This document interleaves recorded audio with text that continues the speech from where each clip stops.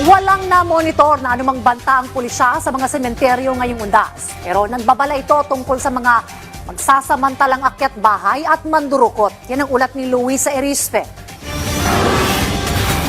Walang nakikitang threat o banta ang Philippine National Police CIDG NCR sa mga sementeryo ngayong undas 2025. Ayon kay CIDG NCR Chief Police Colonel John Giagi, base sa kanilang intelligence gathering, walang impormasyon na may balak manggulo sa mga sementeryo o kahit sa mga matataong lugar. Again, wala naman tayong nakikitang threat as but we just have to be sure at andyan lahat ang ating mga kapulisan mula sa kalsada papunta at palabas ng sementeryo at loob.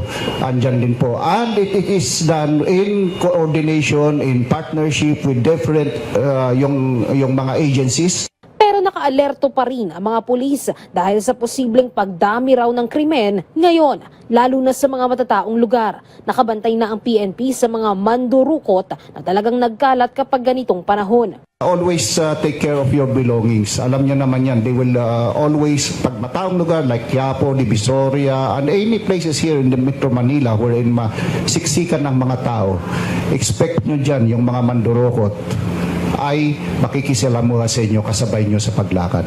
Tinututukan din ng mga pulis ang talamak na akyat bahay ngayong undas. Dahil dagsa ang umuwi sa kanilang probinsya, posibleng marami ang umaaligid na naghahanap ng mga bahay na mananakawan, lalo na ang mga naiwang walang tao. Kaya paalala nila, siguraduhing nakakandado ang mga pinto at kung kinakailangang tumawag sa pulis ay bukas ang unified system na 911 24/7. Marami sa ating mga kababayan ang nasa mga kanilang mga probinsya na. Marami ang nag-iwan ng kanilang bahay. No?